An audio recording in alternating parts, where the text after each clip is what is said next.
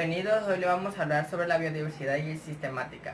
Este tema se divide en 4 subtemas. Sistema de clasificación es el primero, el segundo es clasificación de los seres vivos, el tercero es bases de la clasificación y el cuarto es avances en taxonomía. Aristóteles dividió el mundo natural en dos reinos. El primero es el reino vegetal y el segundo el reino animal. Entonces introdujo el término especie, que significa un grupo de individuos semejantes en cuanto a características estructurales y funciones que en la naturaleza solo se reproducen entre sí. El sistema natural de clasificación o sistema de científico se basa en el grado de parentesco que hay entre las especies. Los biólogos clasifican los organismos para promover la base precisa para nombrarlos. La clasificación de una especie está basada en la historia evolutiva de la especie. A continuación hablaremos más a fondo sobre estos temas.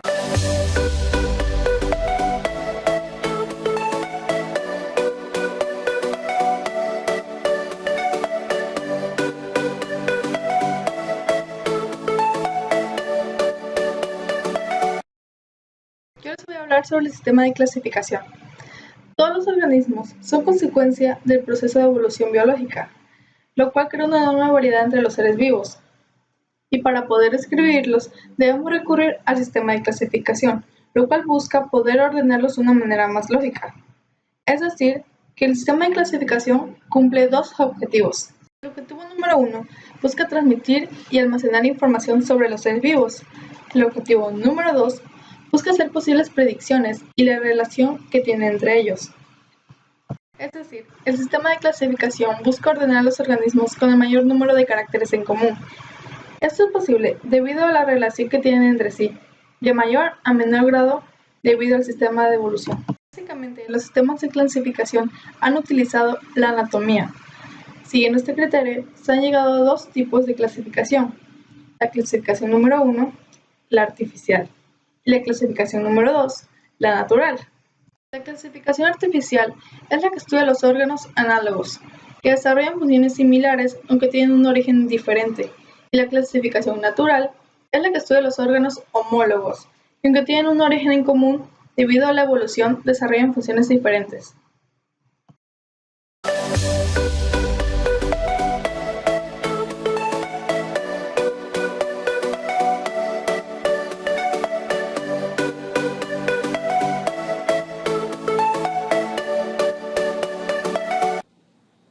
Clasificación de los seres vivos. En nuestro planeta existe una amplia variedad de seres vivos. Hay seres vivos muy grandes y muy altos y hay seres vivos muy pequeños. En la naturaleza existen seres inertes como las piedras y el aire, y los seres vivos, los cuales son las personas, las plantas y los animales. Todos los seres vivos llevan a cabo un ciclo de vida, en el cual nacen, crecen, se reproducen y mueren. También llevan a cabo funciones vitales, mediante las cuales se mantienen con vida, como la de nutrirse. Con esta, los seres vivos buscan nutrientes para curar su cuerpo y su energía. Hay seres vivos autótrofos, los cuales se alimentan de moléculas inorgánicas, y seres vivos heterótrofos, los cuales se alimentan de animales muertos o de alimentos en estados de descomposición. También está la de reproducirse, mediante la cual dan vida a seres parecidos a ellos. Algunos animales, e igual las personas, necesitan ayuda de una pareja para poder reproducirse. Seres vivos es tan grande que ha sido necesario hacer una clasificación. Igual, los seres vivos están clasificados por su número de células y por reinos. En el caso del número de células están los unicelulares, que nada más tienen una célula, y los pluricelulares, que tienen más de una célula. Y los reinos, que son el monera, el protista, el fungi, animales y plantas. Podemos dividir a los seres vivos en dos categorías: unicelulares, es decir, los que poseen una única célula, o pluricelulares, es decir, los formados por más de una célula. Son organismos unicelulares, por ejemplo, las bacterias, los protozoos paramecios, las amebas o los ciliados. Y son organismos pluricelulares las plantas, los animales o los seres humanos, que por cierto tienen billones. Otra forma de clasificarlos es según los reinos. Existen el reino monera, el reino protoctista, el reino de los hongos, el reino de las plantas y el de los animales. Todas las formas de vida que conocemos se reúnen en grandes grupos, los llamados reinos. Comenzamos con el reino monera, en el cual se albergan principalmente las bacterias, pero no solo bacterias, sino también las algas verde azules, que son las cianobacterias. Comenzamos con el reino monera. Este reino comprende los seres vivos más sencillos que existen. Son unicelulares y sus células son procariotas. Lo forman las bacterias y las cianobacterias.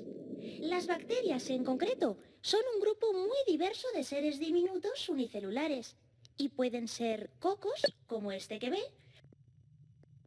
o esporos bacterianos, diplococos, estreptococos, estafilococos,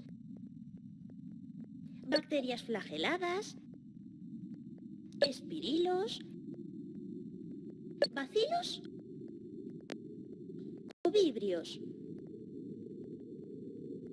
Y las cianobacterias son un grupo de moneras prácticamente idénticas a las bacterias, que se caracterizan por ser autótrofas y fabricar de sí mismas sus propios alimentos.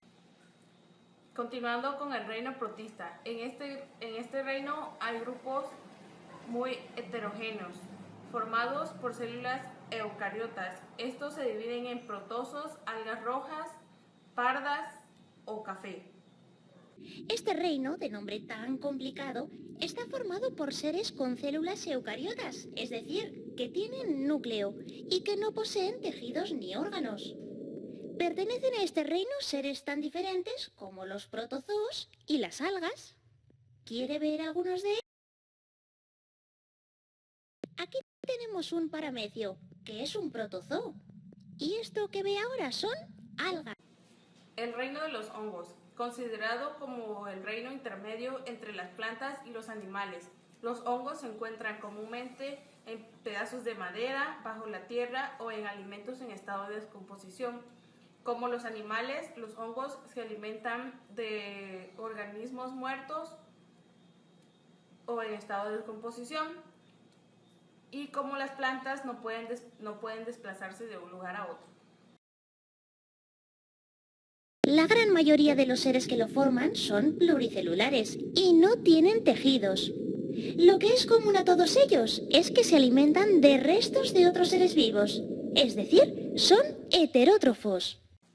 El reino plantea, formado por todas las plantas, son seres eucariotas, son autótrofos, los únicos capaces de producir su propio alimento.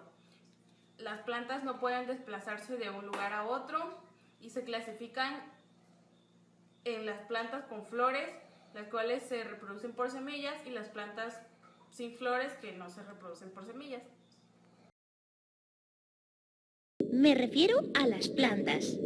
Existen miles de especies, pero todas son pluricelulares. Tienen raíz, tallo y hojas, y son de color verde debido a la clorofila, que les permite hacer la fotosíntesis para alimentarse. Y por último, el reino de los animales, conformado por todos los animales, son seres eucariotas. Sus células forman sus tejidos, son heterótrofos, es decir, se alimentan de otros seres vivos. Son capaces de desplazarse de un lugar a otro. Están clasificados en vertebrados e invertebrados. El último reino que existe es el reino de los animales. Todos los animales tienen células eucariotas y son seres heterótrofos. Hay tantos que hemos tenido que subdividirlos en dos grupos, los invertebrados y los vertebrados. Significa que no posee huesos. Mire, por ejemplo, los moluscos, ¿ve? O los gusanos. Y los vertebrados son, como habrá deducido, los que sí que tienen huesos, como los peces, los anfibios, los reptiles, las aves y los mamíferos, entre los que se encuentran los seres humanos.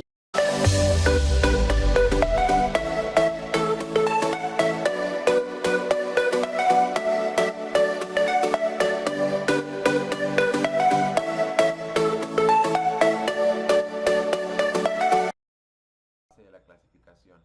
Y para darle las clasificaciones, me gustaría dar una breve introducción, el cual nos dice que la clasificación de las especies está basada en la historia evolutiva de las especies. Muchas de las ideas que apoyan esta teoría de la evolución dan una base útil para clasificar un organismo como una especie en particular. Hoy en día los taxónomos que clasifican los organismos los estudian de diferentes maneras. Ahorita voy a mencionar 5 puntos el cuales los taxónomos se dedican a ello, ¿no? Y es una de las partes fundamentales que ellos toman en cuenta. Y la número 1 nos dice que estudia su estructura general de un organismo para tratar de encontrar estructuras homólogas. La homología, por su parte, es un tipo de relación que puede darse en diversos ámbitos y que implica una paralelidad semejante. Número 2, se estudia el ciclo de la vida de la especie para buscar una paralelidad entre la embriología con otros grupos de organismos. Pero ¿qué es la embriología? La embriología es una rama de la ciencia de la biología que estudia los embriones, entendiendo tales lo que empieza en ese tiempo la fecundación, ¿no? Hasta la 8ª semana de gestación, el cual ya se está hablando de un feto, ¿no? Número 3, estudia registro fósil si está disponible pues en ese tiempo, para ver si hay cierta parcialidad o cierto parentesco, ¿no? Entre diferentes tipos de seres vivos, ¿no? Y la 5, estudia el parecido genético entre los cromosomas para ver si ya han existido estos mismos tipos de animales, si se está hablando de animales o de plantas. En sí esto nos ayuda a poder clasificar bien los seres vivos, ¿no? Con sus características y sus tipos de cromosomas, y a nivel celular cómo se están estructurados.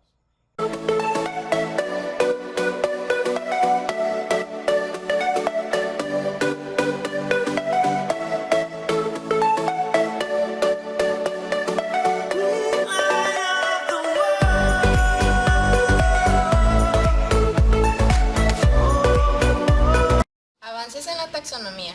La taxonomía, como todos conocemos, es la que se encarga de la clasificación de los seres vivos. Uno de los primeros en clasificarlas fue Aristóteles, el cual clasificó a los vegetales como hierbas, arbustos y árboles, y a los animales los clasificó como los que vivían en el aire, tierra o agua. Carl von Linneo es el siguiente, al cual se le conoce como el padre de la taxonomía moderna. El siguiente fue Ernest Haeckel, el cual contribuyó con un siguiente reino, el cual era el protista, como se muestra en la imagen siguiente. Así después, Herbert Copeland, al notar que existían diferencias entre los organismos, creó el reino Monera, como se muestra en la imagen siguiente. Así después también, Robert Whittaker se encargó de identificar los diferentes tipos de células y dio así a su paso 5 reinos más, como lo era el Monera, el Protista, el Plantae, el Funge y el Alemania. Karl Rose propuso la modificación del reino Monera, dividiéndolo así en Bacteria y Archaea. Jean Lamarck propuso por último una división de los animales, como es los invertebrados y los vertebrados, y con este doy por finalizada el tema de los avances en la taxonomía. Y para finalizar fue Ernest Walter May, el cual se opuso a la clasificación de Gauss y propuso que se dividiera el mundo biológico en dos, en procariota e eucariota. Con el paso del tiempo han habido muchos cambios según la tecnología vaya avanzando, pero el modelo que más se ha utilizado es el de Carl von Linneo, el cual se usa en la actualidad.